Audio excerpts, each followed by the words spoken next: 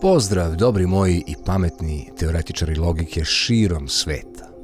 Čini se ovih godina posebno da je svo znanje i saznanje već širom poznato. Međutim, današnji video će vas potpuno razuveriti u to. Mene jeste. Ja sam bukvalno ostao bez reči kada sam za ovo saznao. Ne samo da će vas današnja priča ostaviti bez daha sa pitanjem kako ja za ovo nisam znao i kako je moguće da nisam čuo, nego ćete saznanje iz ovog videa početi redovno da koristite kad god utonete u duboke misli otkud život, šta je život, otkud mi je ovde, šta je smisao svega, a pre svega kako može postojati tako nešto savršeno poput našeg organizma, života, toliko kompleksno, a opet toliko precizno i predvidivo da se u svakom trenutku našeg postojanja odigrava milijarde neverovatnih složenih procesa na način da sve to idealno funkcioniše skoro prosečnih 80 godina. Radi se o nečemu mnogo većem od misterije. Misterija je slaba reč. Da dočara nešto što za sada i najveći umovi sveta ne umeju čak ni da upakuju u nekakvo barem malo racionalno objašnjenje koje bi zazvučalo logično. O čemu se radi? U biologiji sve na prvi pogled deluje vrlo jednostavno ili postoji nekakvo određeno pravilo koje se uvek i konstantno ponavlja. DNK daje naredbu, RNK prenosi tu poruku, protein obavlja zadatak. Tako nas uče, tako zamišljamo život. Strogo, jasno i nepogrešivo. Ali onda dolaze prioni. Zamislite da postoji oblik života koji zapravo nije život. Ni virus, ni bakterija, ni gljivica. Ništa od onoga što mi poznajemo. Zamislite da postoji čestica bez DNK i bez RNK, bez ikakvog genetskog koda, a ipak se ponaša kao smrtonosna infekcija. Takva pojava, verovali ili ne, zove se prion. Suddenly there's this tear in the universe and my mom is being sucked through it. No one can tell us what's wrong, but something is really, really wrong. And it is snowballing, and it is everything. She's confused about who she is, where she is. She's scared. She's hallucinating. She is too weak to walk. This is happening on a timescale of weeks. I'm looking into her eyes, and they are these black holes. And I am begging her to come back, but it's like I'm shouting into the void. And then we get the results of my mom's autopsy. The report tells us that my mom died of genetic prion disease. Prioni su toliko misteriozni da ih ni najjače dezinfekcije ne uništavaju. Zamislite vi ovo. Otporni su na toplinu, na UV zrake, na zračenje koje uništava i DNK i RNK kod šale. Mogu preživjeti čak i u zemljištu i ostati zarazni decenijama. Mnogi istraživači u laboratorijama zaključili su da je praktično nemoguće potpuno ih uništiti. Čak ni medicinske sterilizacije ne garantuju da su nestali. Ono što je veoma zanimljivo, kada se prion pojavi u mozgu, on polako pretvara zdrave proteine u svoje kopije. Niko ne zna na koji način to radi i zašto to radi. Međutim, oni se na taj način gomilaju, stvaraju grudvice i rupe u moždanom tkivu. Mozak se bukvalno pretvara u sunđer. Dakle, ona priča o zombijima. Ni ta priča nije izmišljena priča. Samo što nas niko nije usmerio u priču i istraživanje o prionima. Dakle, da, potpuno je moguće da nešto što u sebi uopšte ne nosi nikakav kod, nikakvu informaciju, pretvori žive organizme u potpune zombije. Genetic prion disease is always fatal. We can't say when it will strike, only that it'll be some point in adulthood, and once it does, you die in months. Tu je i zastrašujuća bolest o kojoj ćemo malo više govoriti, a koja se zove fatalna porodična nesanica, gde žrtva jednostavno više ne može da spava, ne postoji način kako da zaspi, mesecima. Nakon toga naravno umire. A možda najjezivija priča od svih priča stiže iz Papua Nove Gvineje. pleme koje se zove Fore, koje je ritualno jelo mozak svojih mrtvih rođaka, ma koliko užasno zvučalo, prenelo je na sebe bolest zvanu kuru, poznata i kao bolest smejanja, jer se oboleli nekontrolisano smeju dok na kraju ne umru, zahvaljujući prionima. Kada se dogodila uopšte misterija otkrića priona, to mi je bilo prvo najvažnije pitanje i najinteresantnije pitanje. Kada se čulo uopšte za to? Zvanično, kažu da je neurolog Stanley Prusiner 1982. godine predložio da postoji zarazna čestica koja nema DNK i nazvao je prion. Naučnici širom sveta su ga ismejavali. To je bilo protiv svih pravila biologije u tom trenutku. Ali stvarnost je stvarnost. Dokazi su se nagomilavali i svet je morao da prihvati istinu. Prusiner je 1997. godine, ili vam 15 godina nakon otkrića, dobio Nobelovu nagradu. Paradoksalno, dobio je najveću naučnu nagradu zato što je dokazano nešto što je delovalo nemoguće i što i danas, po svim merilima, smatramo za nemoguće. I tako stižemo do priče da je realno jedna od najvećih nerešenih misterija nešto o čemu mi nismo uopšte čuli. Kako običan prion može da se ponaša kao infekcija? Zašto prelazi sa životinja na ljude?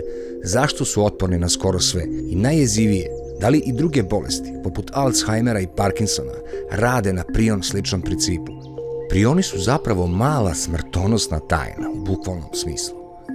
Podsjećanje da granica između života i smrti, između biologije i nečega što je gotovo programirano zlo, može da stane u jedan jedini protein, koji liči na protein, ali baš i nije protein, jer nema nikakve veze sa njim, osim što spada u istu grupu živo-neživih organizama.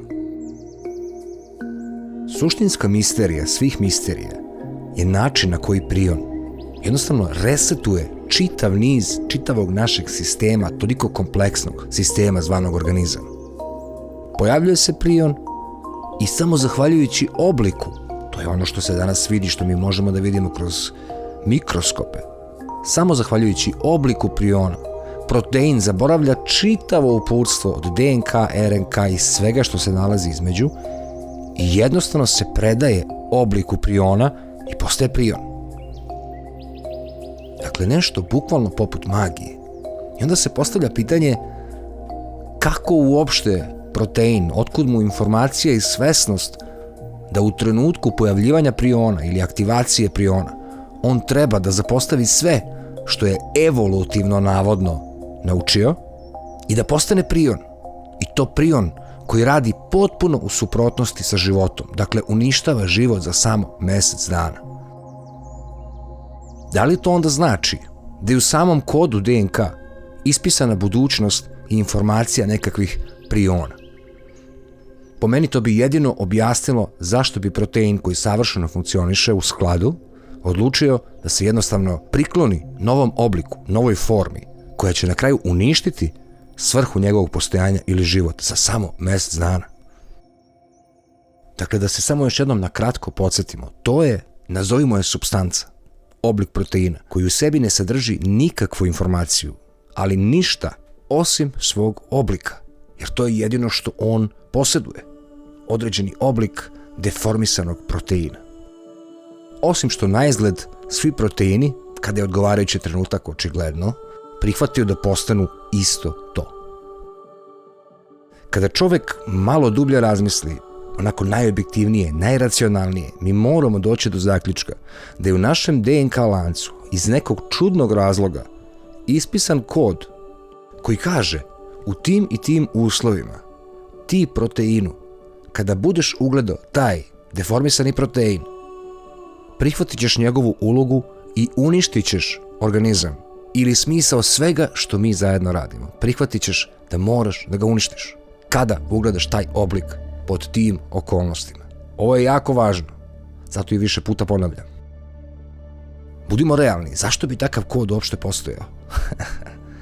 Da bi protein uopšte mogao da signalizira prisustvo priona koji treba da ga aktivira u urušavanju života. To negde mora biti zapisano, jer se to ne događa spontano. To se događa sa planom. Dakle, u samom sistemu, u samom kodu našeg života postoji nešto što je spremno da nam oduzme život bez ikakvog leka. I to je upisano u DNK lancu, očigledno. Dakle, sve upućuje da je u proteinu od početka upisana mogućnost izdaje života. Da je DNK već u startu ostavila prostor za ovo preobraženje, zombiranje čoveka. Kao da je život znao da će jednog dana jedan oblik moći da pokrene lančanu reakciju, da izgradi ili da uništi isti. To je i najčudniji deo, jer informacija ne leži u kodu, već u geometriji, u obliku materije. Oblik je zapravo algoritam. Forma je program. Ako DNK zamislimo kao nekakav hard disk, onda je prion dokaz da materija sama može da piše softver. Jedna pogrešna forma i ceo sistem pada. Dakle, kao apsolutni, momentalni virus program. Jedan susret i mozak se urušava u sopstvenu tamu. I tu dolazimo do pitanja koje para mozak, da li su prioni uopšte samo bolest? Ili su zapravo možda neka drevna tehnologija života? Možda pre nego što su geni uopšte postojali, oblik je bio jedini jezik postojanja. Možda su prioni danas samo senke tog života pre stvaranja. Senke koje i dalje žive u nama. U duhovnom pogledu prioni bi bili apsolutni dokaz satane ili zla, a možda i više pravde. Zato prioni nisu samo medicinska misterija, oni su dokaz da život funkcioniše na nekom nama nejasnom višem nivou. Da priroda sama po sebi ne govori jedino jezikom DNK, već jezikom forme, tišine, strukture. A mi očigledno tek počinjemo da učimo taj nama zabranjeni kod. Ljudi moji, priča je apsolutno jeziva. Znate kada nemate ništa pod kontrolom, do ove mere. Slušajte sada dalje. U eksperimentima na životinjama otkriveno je da neki proteini u sinapsama našeg mozga rade upravo kao prioni. Oni šire signale i možda čak čuvaju uspomen. To onda znači da je i naše pamćenje možda zasnovano na istom principu koji prione čine smrtonosnim. Znači li to da smo mi, svi, svaki put kad se setimo, učimo ili zaboravimo, na ivici ponora između demencije i normalnog života, usavršavanja? Da li je moguće da nas od demencije deli samo jedan pogrešan proteinski oblik? Istraživanja su kasnije pokazala, slušajte ovo, da kod puža proteini uključeni u sinapse mogu da se presavijaju i da prenose svoj oblik na druge proteine u sinapsama. Drugim rečima, uspomena, sećanje na dodir, refleks, može da opstane tako što jedan protein menja drugi, baš kao što prion može da promeni proteine, obične proteine. Kod sisara, kod nas, pronađen je određeni protein koji u normalnom stanju, dakle kada čovjek funkcioniše prirodno, pomaže našim neuronima da prevode RNK u protein, to je da stvaraju nove sinapse, ali u isto vrijeme ima i prion slična svojstva.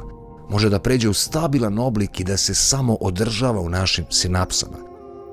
Taj stabilan oblik je fizička osnova dugotrajnog pamćenja, jer uspomena mora trajati godinama, a ne samo sekundama. Drugim rečima, da bismo pamtili, potrebni su nam proteini koji se ponašaju kao prioni. Ovo je da se bukvalno čovjek naježi. Koliko je ovo sve kompleksno i koliko mi pojma nemamo. Oni se zaključavaju u određenom obliku i time čuvaju uspomenu u neuronskoj mreži. Sada evo zašto je ovo strašno. Ako su uspomene zapisane u obliku proteina, onda je dovoljno da samo jedan pogrešan signal krene i lanac pisanja može da postane bolest. Normalno, šta se događa? Prion, slični protein, zaključaju se u oblik koji čuva pamćenje. Dakle, njihova je odluka da ostanu u tom obliku. Ako krene po zlu patološki, pogrešan prion zaključa se u oblik koji uništava mozak. Dakle, nama potpuno isti princip sa ovim današnjim saznanjima daje sposobnost da učimo i pamtimo, ali i da bukvalno za mjesec dana postanemo zombi. Dakle, svaki put kada se nečeg setimo, kada učimo novu stvar ili kada zaboravimo, mi koristimo sistem koji je po svojoj prirodi prion sistem. I to je fantastično, ali i jezivo. Jer znači da su demencija i potpuna propast čoveka i pamćenje dve strane iste medalje. Na početku pomenuo sam, ako se sećate, fatalnu porodičnu nesanicu. Ovo zaista moram da podelim sa vama jer mi deluje kao najupečatljiviji pečat koji govori koliko je ovo misteriozna i užasna stvar. Postoji jedan od najpoznatijih slučajeva. Bio je muškarac iz Venecije 1991. godine. Lekari su ga pratili od prvog dana do posljednjeg dana i postoji jedan iskaz lekara koji je radio na njegovom ozdravljenju, a koji govori kroz šta je tačno prošao taj nesrećni čovjek. Kaže ovako: bio je to muškarac u 40. godinama. Isprva sam mislio da je to nesanica kao i svaka druga, stres, možda i depresija. Dao sam mu prvo tablete za spavanje. Nisu delovale. Povećali smo doze. Ništa. Onda smo naravno probali sa jačim lekovima. Mozak uopšte nije reagovao. Pokušali smo čak i anesteziju koja bi oborila konja. On je i dalje sedeo budan, gledao me sa očima punim užasa. Dani su prolazili, a njegov govor je počeo da se lomi. Između rečenica čuo se šapat koji nije imao nikakvog smisla. Počeo je da halucinira. Pričao je sa ljudima kojih nema, vrištao na zidove koji su se pomerali samo u njegovoj glavi. Srce mu je tuklo kao da stalno trči maraton. Telo mu je drhtalo, znojilo se bez prestanka. A ipak spavanja nije bilo. Posle 3 meseca, dobri moji, 3 meseca muke, više nije mogao da stoji. Pamćenje mu je potpuno nestalo. Zaboravio je svoje ime. Gledao je u mene kao da sam potpuni stranac. Nekoliko dana kasnije pao je u komu i umro. Na obdukciji sam otvorio njegovu lobanju i to što sam video proganja me do dana današnjeg. Talamus, centar za san, bio je potpuno razoren. Mozak više nije bio čvrsto tkivo. Bio je pun rupa, porozan kao sunđer. To je bila smrt bez sna. To je najjezivija stvar koju sam ikad video. Čovjek koji umire budan. Dakle, možete zamisliti ovaj horor kroz koji je prolazio taj čovjek i ovaj doktor. Pazite, to 3 meseca traje ta muka. Moram da priznam da sam ja prvo pomislio da ovo nije možda neka laboratorijska bolest, neka moderna bolest koja je ubačena, jer deluje zaista prosto neverovatno. Međutim, nije. Ona je već zabeležena 1700 i neke godine, jer su tada ovce imale određenu bolest za koju se danas zna da je izazvana upravo tim prionima, pa kao i kravlje ludilo i tako dalje. Dakle, nije nešto što je moglo da bude namešteno. Prvo ozbiljnije istraživanje kreće 1920. godine, dakle nakon Prvog svjetskog rata, u Nemačkoj od strane Hansa Creutzfelda i Alfonsa Jakoba. Tada su primetili neobičan oblik brzo napredujuće demencije sa neobičajenim telesnim simptomima, trzajevi, gubitak kontrole tela i tako dalje. Tek decenijama kasnije postalo je jasno da se radi o prionskoj bolesti. Ono što mi je jako zanimljivo je ova sljedeća informacija. Dakle, od 4 različite prionske bolesti, u 85 slučajeva ona nastaje spontano, bez poznatog uzroka. Dakle, nije genetska, nije mutacija, nije prenešena zaraženim mesom, kao i putem medicinskih kontaminiranih instrumenta. 85 slučajeva nastaje potpuno nejasno, spontano, javlja se nijotkuda, maltene. Kasnije su izvršeni različiti eksperimenti. 1960. godine ubrizgali su moždano tkivo pacijenta sa prionskom bolešću u zdrave majmune. Nakon nekoliko meseci majmuni su razvili istu bolest, identične simptome i mozak pun rupa. To je bio zapravo prvi dokaz da je ova bolest zaista zaraza, ali da nisu ni bakterije ni virusi. Nekako sam uspio da iskopam i bukvalno skenere mozga da svi vide kako izgleda napredovanje bolesti, koliko to zapravo deluje strašno. Na ovoj slici, drugoj ovde, da je iscrtano mnogo ovih mozgića od samog početka pa do kraja. Vidite ovdje u samom levom uglu kako se javljaju bele mrlje, to je oznaka početka prionske bolesti. Zatim kasnije kako se širi i napreduje i dolazi do ove potpuno bele slike ili potpuno uništenog, istopljenog mozga za samo par meseci. Sve to zahvaljujući nečemu što mi uopšte ne razumemo kako u osnovi može da postoji i zašto bi uopšte postojalo.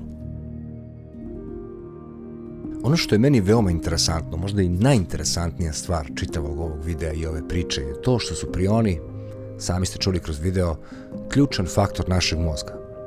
Dakle, oni su simbol našeg mozga. Simbol onoga što mi ne možemo da objasnimo. Simbol misli, simbol pamćenja, ali i simbol snova.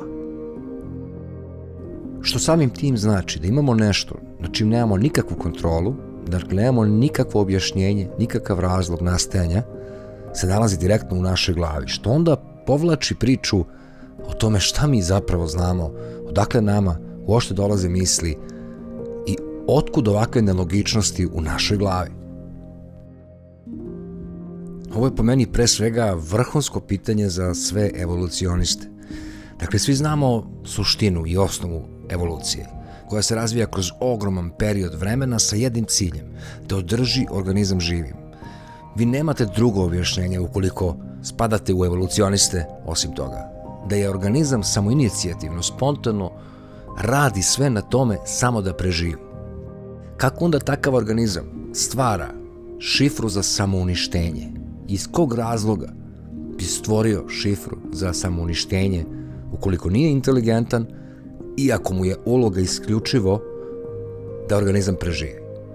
Ja bih voleo da mi neko objasni ili možda dočara jedan razlog zašto bi uopšte na spontana, kako se kaže, supa aminokiselina pod određenim temperaturama ili pritiskom iz stare zemlje uopšte došla u situaciju da smišlja kod za samouništenje. Jedino logično što mi pada na pamet je da postoji neka tehnologija koja, ako se izmakne kontroli, mi ćemo napraviti softver za samouništenje. Govorim, naravno, možda su neki razumeli već o veštačkoj inteligenciji.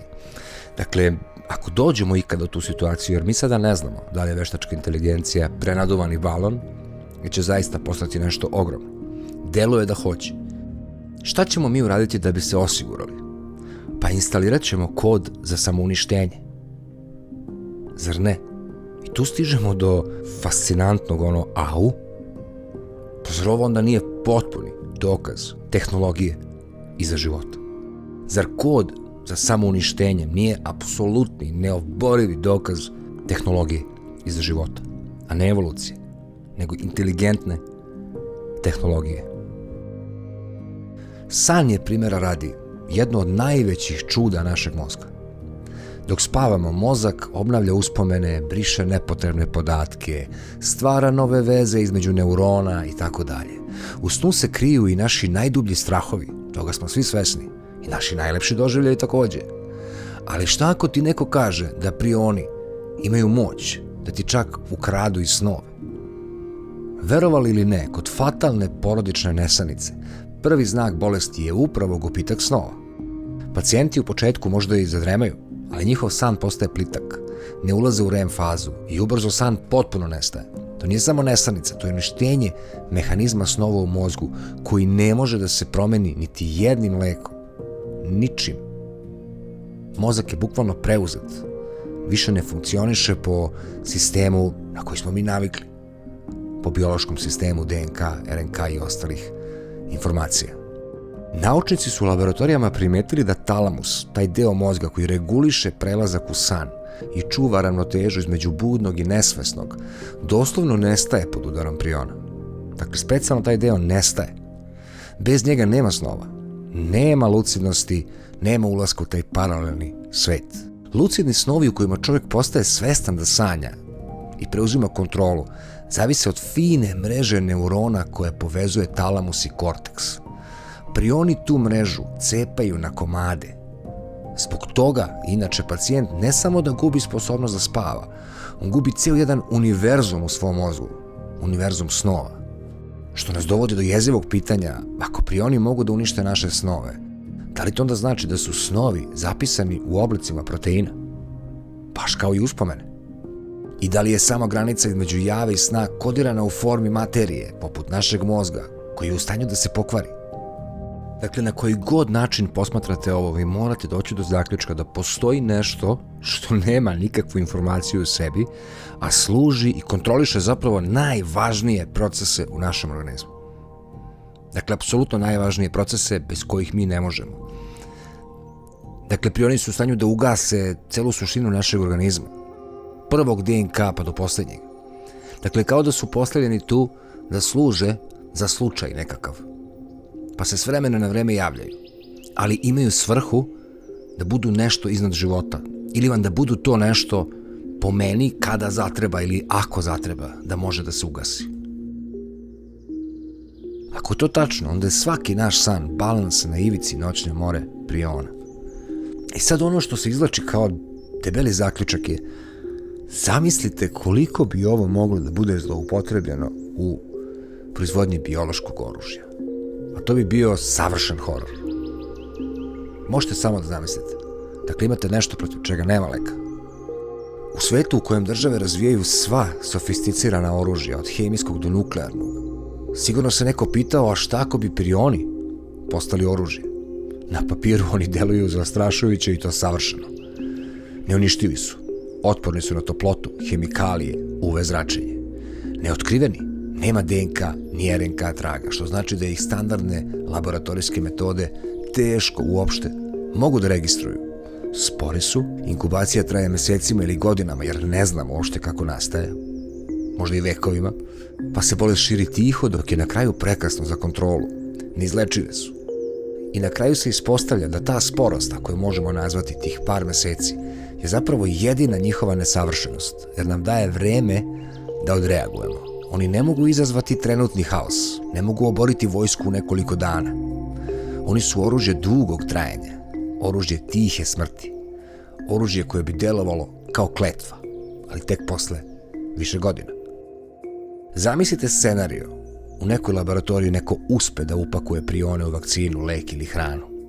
Ljudi ih unesu u telo, godinama ništa, a onda jednog dana nagli talas demencije, nesanica, neuroloških katastrofa. Ovo bukvalno zvuči kao naučna fantastika iz filmova o zombijima, ali sada konačno znamo da ti filmovi nisu samo jedna obična izmišljotina, već i tekako proverena istina. I ono što se logično postavlja kao pitanje, pošto su prioni u stanju da potpuno zaustave naš organizam, da oblikom svojim probude tu informaciju u funkcionalnim proteinima, da je vreme da se promene i da unište život, da li to onda logično znači da prioni mogu biti ti koji pod određenim oblikom mogu da promene i čoveka? Da ga učine pametnijim nego što jeste? Ovo bi moglo da objasni ljude poput Nikole Tesle i drugih koji su bili mnogo iznad svog vremena u određenom trenutku. Dakle, kao što su prioni u stanju da unište čoveka, oni mogu i da ga naprave kompleksnijim.